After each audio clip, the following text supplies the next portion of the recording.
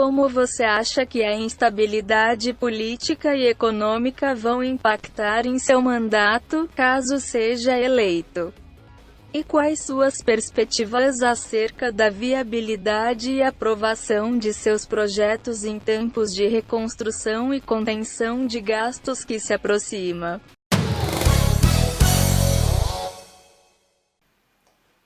Bem, com relação à instabilidade política e econômica do nosso país, eu tenho a dizer que, primeiramente, com relação à instabilidade política, caso eu tenha a graça de ser eleito, essa instabilidade ela pode nos colocar numa situação em que nós tenhamos que conviver e trabalhar com pessoas que não têm tanto compromisso assim com o nosso povo. Então é importante que as pessoas que agora vão ser eleitas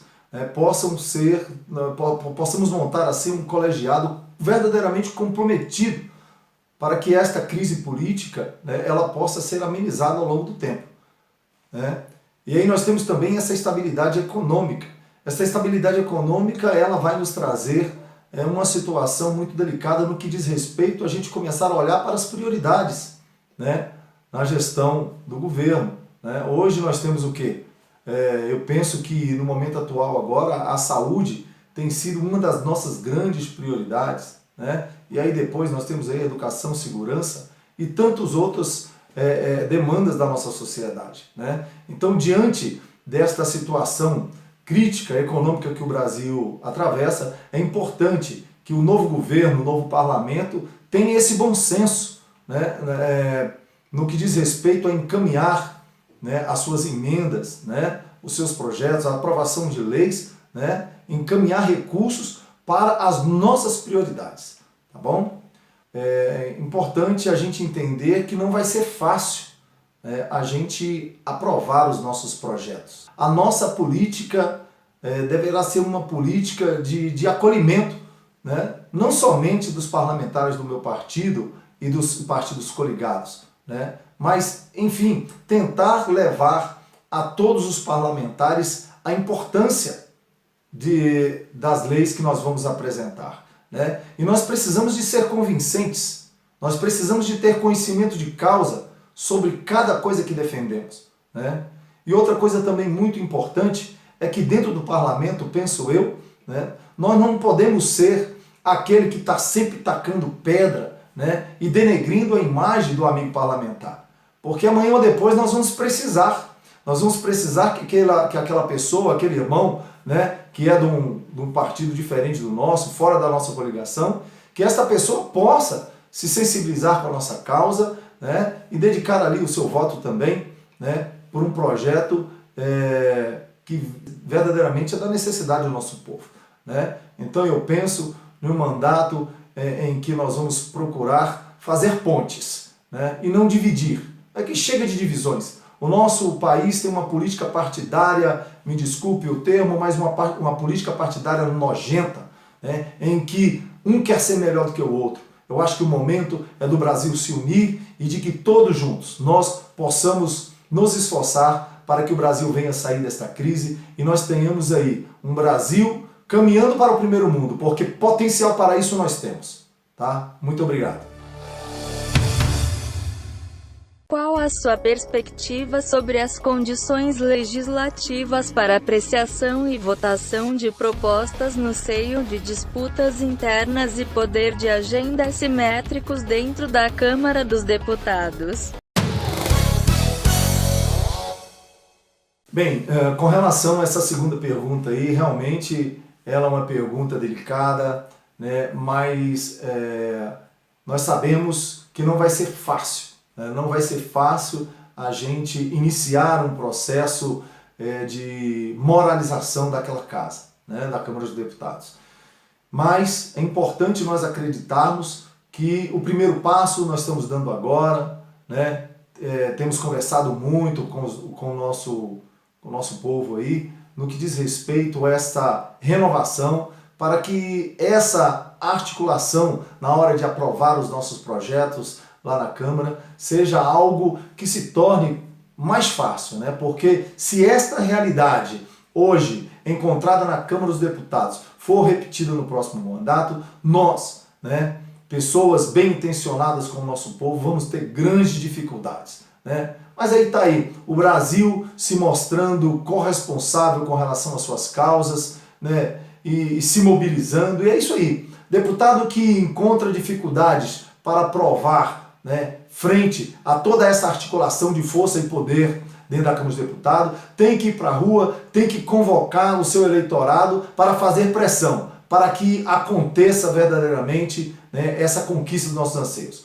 Outra coisa também que nós temos que botar para funcionar no nosso país também é a questão também de plebiscitos, né? Eu acho que o nosso povo ele tem que entrar em cena quando a situação é polêmica, para que o nosso povo possa verdadeiramente manifestar a sua vontade, porque muitas vezes o deputado eleito ele não expressa verdadeiramente a voz desse povo, né? Então eu vou trabalhar para que os plebiscitos sejam algo constante, né, na pauta dessa nação brasileira, para que o povo possa verdadeiramente decidir, né, situações importantes para a nossa sociedade.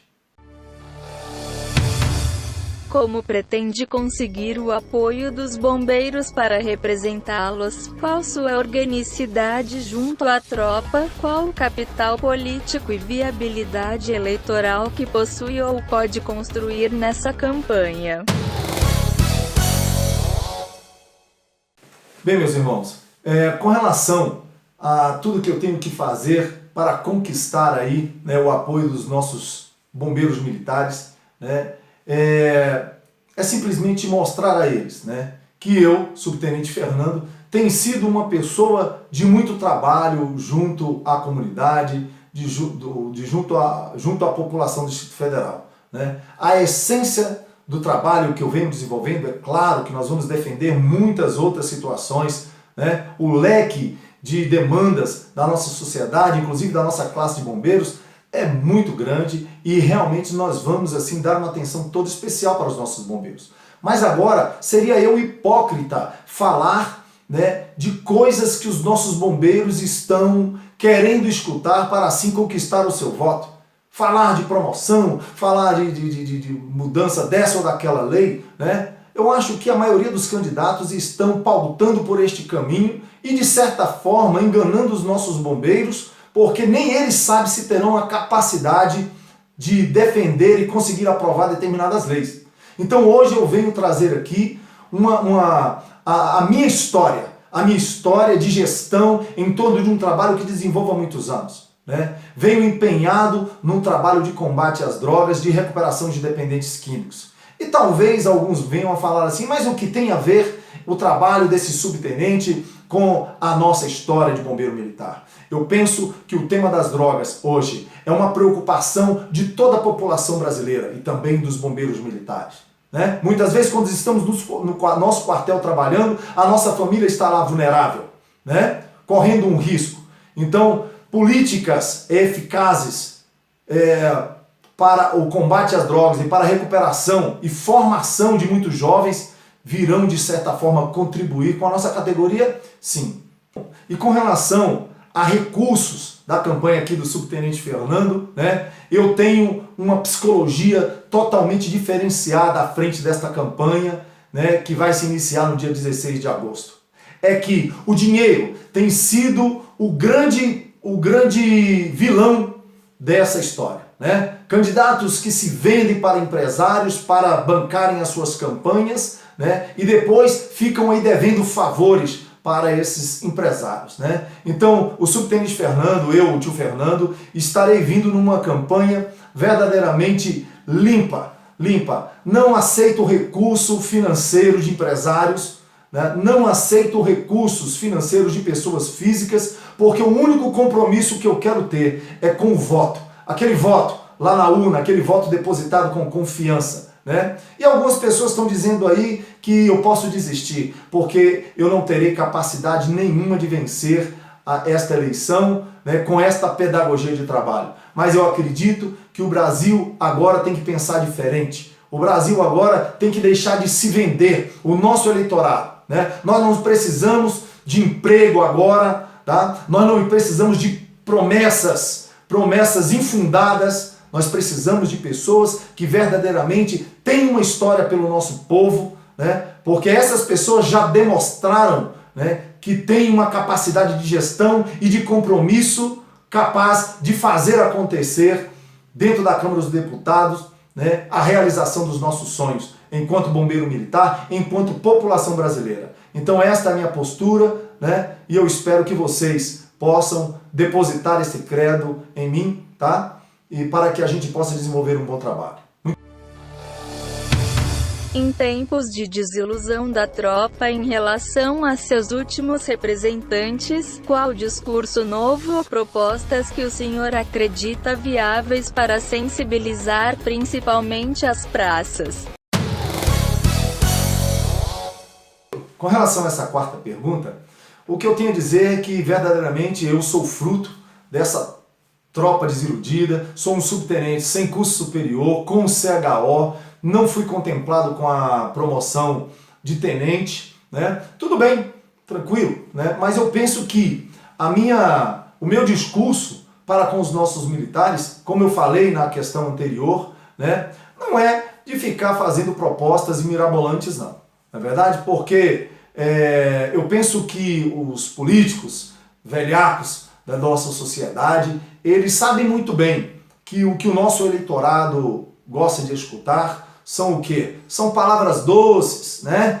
É o tal do faz-me rir, não é verdade? Não, o que nós vamos ganhar com isso? Né? E eu não estou aqui para enganar vocês, não. Eu estou aqui simplesmente para mostrar que tenho perseverança e força de vontade para lutar pela nossa classe, sim, tá? Agora, não porque eu tenho uma história de trabalho pela nossa tropa. Não, não tenho. Se falar que eu, subtenente Fernando, tenho uma história de luta, né, de reivindicação da nossa categoria, eu estaria mentindo para vocês, né? E eu tenho certeza que vocês não gostariam. E eu poderia agora entrar na internet e buscar uma série de outras demandas da nossa corporação e começar a falar bonito aqui para vocês, meus irmãos. Mas eu não estou aqui para falar bonitinho para vocês, não. Eu estou aqui simplesmente para mostrar que eu sou uma pessoa que gosto de verdadeiramente fazer e não de prometer, tá? Então, quem conhece a minha história, muitos militares conhecem a minha história, o meu trabalho em prol de toda a nossa sociedade, né? Então, é essa história de perseverança, de dedicação que eu quero oferecer aos bombeiros. Eu tenho certeza que não vou decepcioná-los, mas vou abraçar a causa da nossa categoria com muito amor e com muito carinho, porque a esta corporação, né, eu tenho muito a agradecer, porque tudo que eu tenho, tudo que eu consegui na minha vida foi através do Corpo de Bombeiro. E não poderia nunca deixar de ser fiel a esta corporação que foi tão fiel comigo ao longo desses anos. O momento político está muito conturbado e incerto para os partidos, tanto pela crise de representação que não é nova, quanto pela negação da política via combate à corrupção. O fato é que partidos envolvidos em corrupção, sobretudo na Lava Jato, encontram-se com dificuldades de alavancarem candidaturas majoritárias. Como o senhor enxergam isso? E qual o impacto disso em suas candidaturas?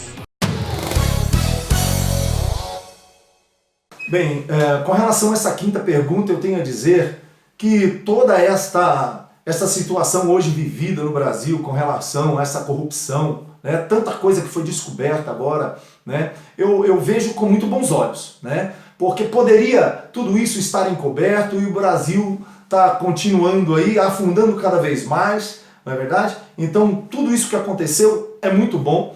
Esta crise encontrada com os partidos nessas candidaturas majoritárias, penso, né, que é algo bom. É algo bom. E eu, como partido pequeno, partido Avante, né, vejo com muito bons olhos e uma grande oportunidade neste momento, porque o momento é de renovação e eu espero que o povo brasileiro tenha a consciência, né, de não reeleger, né, pessoas que não contribuíram com o nosso povo e ainda mais lesaram o nosso povo, né? Então eu vejo um impacto totalmente positivo nesta campanha agora de 2018 e acredito que o povo brasileiro vai dar a resposta nas urnas e quem sabe nós teremos aí, né, um parlamento totalmente renovado com pessoas verdadeiramente comprometidas com o Brasil.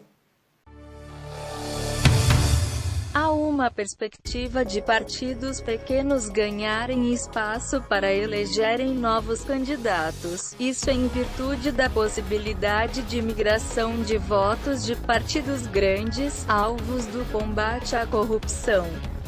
Como o senhor avalia essa análise? Bem, com relação a essa sexta pergunta, eu tenho a dizer o seguinte, é bem verdade que os grandes partidos, e principalmente esses envolvidos aí nesses escândalos de corrupção, né, eles vão começar, eu creio, perder um pouco de sua força, né? E aí esses partidos novos que chegaram agora, né, partidos de certa forma imaculados, né, no caso do nosso partido Avante, né, tivemos assim, graças a Deus por parte do nosso presidente, um critério muito bom no que diz respeito à montagem das nossas nominatas, né?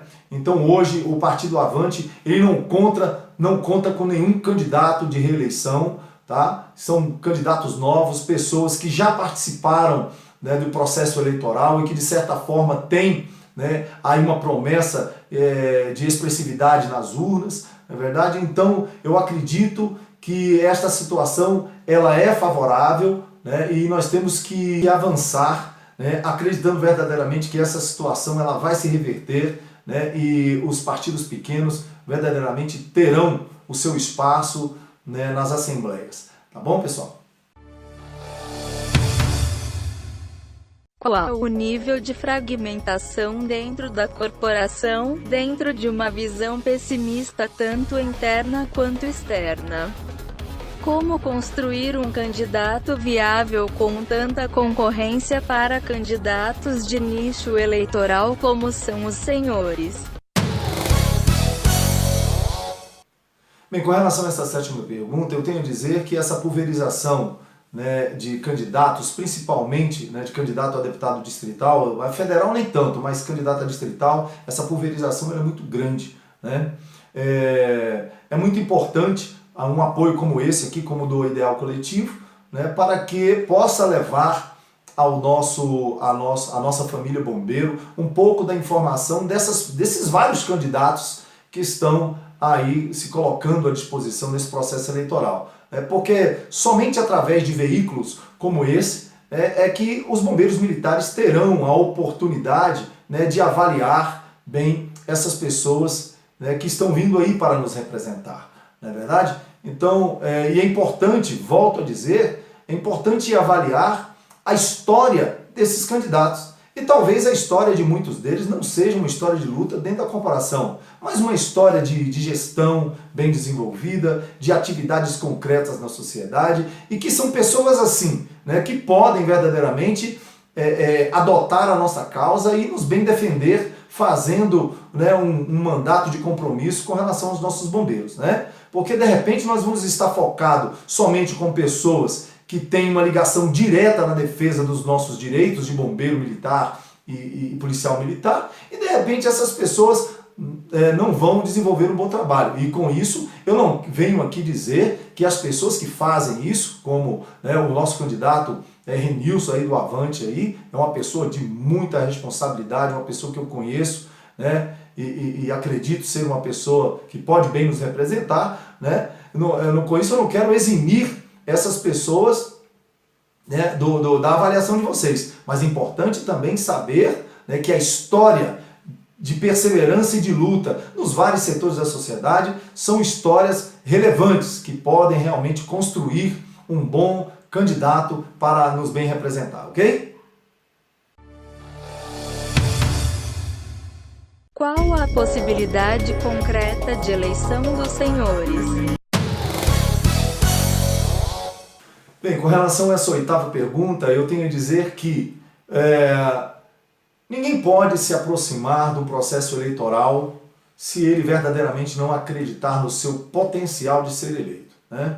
Então, para que todos possam conhecer um pouco, né, do que me leva a lançar essa candidatura a deputado federal, né, eu venho dizer aqui que eu venho desenvolvendo há 12 anos um trabalho na área de recuperação de dependentes químicos, né, e nos últimos anos eu fui eleito coordenador arquidiocesano das pastorais da sobriedade do Distrito Federal, onde, graças a Deus, desenvolvi um trabalho de excelência junto aos irmãos, né, e recebi aí o apoio de todos para esta candidatura a deputado federal, né? Então, sou também fundador de 2 comunidades terapêuticas, né? Comunidade Cristo masculina, Comunidade Cristo feminina, né? E nós temos aí, né, o acesso a muitas famílias que nós já conseguimos, né, ajudar esses irmãos dependentes a se levantar para uma nova vida, né? Então, esse trabalho que se concretizou ao longo de anos e que hoje é do conhecimento de tantas pessoas,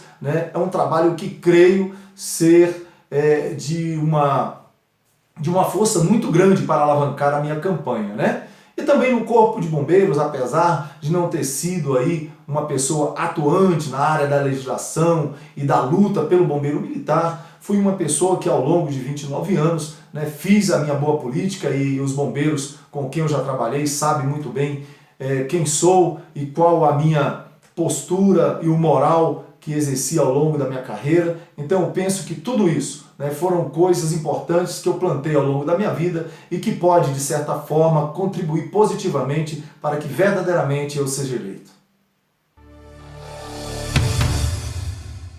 Numa pergunta genérica, como o senhor vê nossa assistência à saúde, quais propostas o senhor tem como mais urgentes? A nossa diretoria de saúde precisa ampliar o número de funcionários, né? Eu vejo lá a ampliação da edificação do nosso prédio lá, da policlínica, não é verdade? Então é importante que a gente faça um prédio bonito, mas também que a gente coloque pessoas lá para atender os nossos militares, tá? Para que a gente possa ter uma saúde de excelência e para que, né, o soldado mais recruta tenha o mesmo atendimento do coronel fechado, tá? Porque quando se trata de saúde não existe discriminação não, tá? Somos todos iguais e merecemos a mesma atenção. Como enxerga hoje a estrutura interna do CBMDF? Como enxerga o hiato oficial, praça, tanto na forma de se administrar a nossa corporação quanto na forma de se organizarem politicamente? Bem, com relação a essa 10ª pergunta, eu tenho a dizer que a nossa corporação e a Polícia Militar também, eu vejo que, eu vou falar uma frase aqui que muitos militares fazem, né, repetem diariamente, né, é que a sensação que a gente tem é que o Corpo de Bombeiros, que a Polícia Militar, ela foi criada para os oficiais, né, para os oficiais. Então o que acontece? É necessário que esta questão ela seja resolvida, né, de forma que os praças que tanto contribuíram ao longo de sua carreira, né, quando chegarem ao oficialato, possam ter verdadeiramente as suas patentes reconhecidas, né, na área administrativa, e vejam ainda aí um potencial muito grande dos nossos oficiais administrativos, né, na administração, sim, né, da nossa corporação. E quiçá que os nossos oficiais administrativos possam galgar ao comando de unidades, né? Porque são pessoas que verdadeiramente conhecem, né, a nossa atividade bombeiro militar, não desmerecendo aí a formação excelente dos nossos oficiais, né? Mas eu penso que a corporação ela tem que passar por essa transformação, dando o mérito a quem tem este mérito, ok? Então eu sou a favor sim de que o nosso praça, ao chegar ao oficial, seja respeitado e tenha, sim, função de gestão, como muitos oficiais de academia, ok? Como enxerga as relações homoafetivas dentro da corporação? Nós não podemos, em hipótese alguma, desmerecer o profissionalismo de muitos irmãos que, mesmo na sua homossexualidade, é uma pessoa de moral, de respeito e desenvolve muitas vezes um trabalho profissional de excelência, né? Então eu acho que não podemos discriminá-los, né? Não podemos discriminá-los, e hoje a nossa sociedade ela tem aberto as portas, né, a essas pessoas, né, porque é um direito que assiste a todo brasileiro, né, é de ter acesso, né, aos órgãos públicos e fazer a sua história e de construírem a sua vida, né? Então eu quero parabenizar a todas as pessoas, né, que são homossexuais e que fazem parte da nossa corporação e que bem desenvolvem os seus trabalhos, né? São irmãos que precisam ser amados, compreendidos e ajudados em suas dificuldades, tá? Então eu não vejo nenhum problema com relação ao ingresso dos nossos irmãos homossexuais em nossa corporação. Quais suas propostas para as mulheres do CBMDF? Eu tenho assim uma grande simpatia, um grande respeito pela mulher brasileira, pela mulher de um modo geral. Na minha coordenação de campanha, 80% das pessoas envolvidas na minha coordenação de campanha são mulheres, né? Admiro muito. Costumo dizer lá no meu quartel, né, tem uma bombeira lá chamada Edivânia que trabalha comigo lá, e eu não me canso de tecer elogios a ela quando eu vejo aquela mulher saindo com aquela Scania na rua, né, e conduzindo tão bem aquela viatura. Eu tenho orgulho quando eu vejo mulheres, né, empenhadas, né, com tanto profissionalismo nas suas funções, né? Então eu penso que nós vemos aí como uma sociedade onde a mulher ela era discriminada, a mulher era esta pessoa que tinha pouco espaço. Então vejo com muito bons olhos esta ascensão da mulher, né? É bem verdade que a mulher não pode perder a sua essência de mãe, né? A sua essência de esposa, não é verdade? Mas com relação a esta ascensão profissional da mulher na nossa corporação, eu acho que é algo que tem que ser visto, que tem que ser equiparado, porque elas têm e merecem o seu espaço na nossa corporação. E quero parabenizar a todas as mulheres, né, que hoje fazem parte desta família Bombeiro Militar. Como pretende levar sua relação com o executivo, visto que até então se viu um cenário de subserviência? Bem, essa 13ª pergunta ela é muito interessante porque a gente vê que muitos parlamentares, né, perdem a essência da sua representatividade. Bem, nós, né, futuros parlamentares, creio que o senhor possa me conceder esta graça, né, estou indo para representar o nosso povo e não para ficar galgando, né, cargos que muitas vezes vão me tirar, né, do foco desse meu objetivo principal, que é representar o povo, não é verdade? Então eu penso, né, que os parlamentares que foram eleitos para representar o povo devem exercer a função para que foi escolhido, que é representar o povo. Então essa situação subalterna do parlamentar com relação ao governo, com relação à presidência da República, né, onde ele começa a comer na mão do presidente, né, na aspiração de pegar um ministério, na aspiração de pegar uma secretaria importante, né, eu acho que nós temos que repensar isso.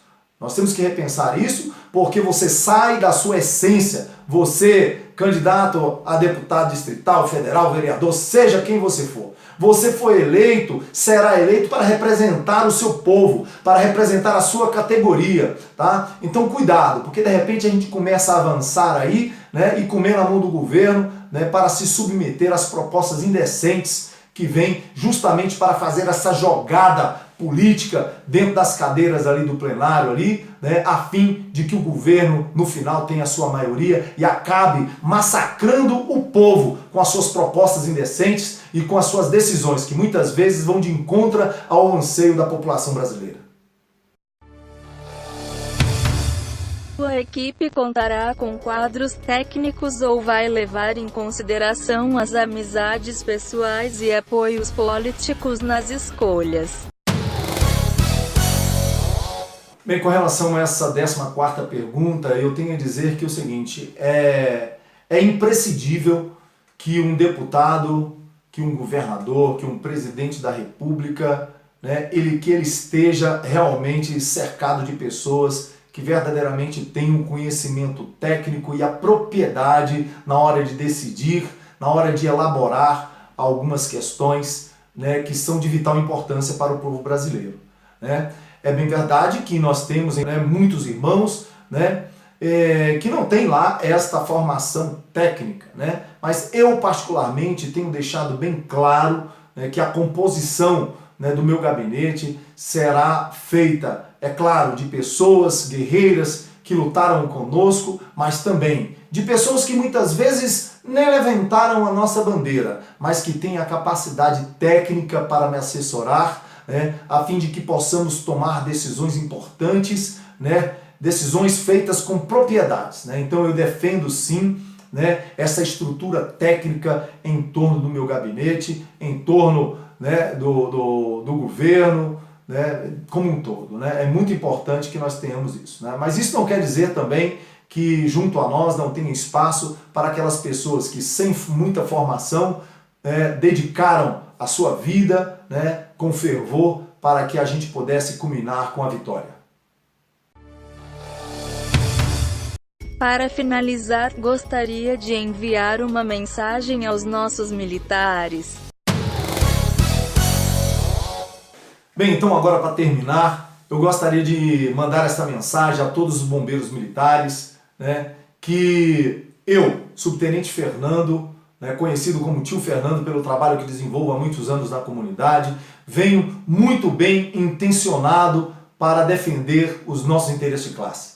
Mas quero dizer a vocês, né, que não tenho propostas elaboradas para seduzi-los, né, mas venho apresentar a minha perseverança, né, na caminhada de muitos anos, em defesa da sociedade como um todo, né, analisando o bem comum da nossa sociedade. Não é verdade? Então eu quero que vocês entendam, né, que não são propostas direcionadas ao seu interesse. Você aí, subtenente que está querendo ser promovido, sargento que está querendo ser promovido, né? Não são propostas assim que vão verdadeiramente mostrar o melhor candidato para vocês. Não é verdade? Porque pessoas que não têm história para contar em defesa do nosso povo como um todo, tampouco atenderão, né, essas demandas que os senhores têm reivindicado. Na verdade, então é importante entender, né, que neste momento agora também está muito difícil identificar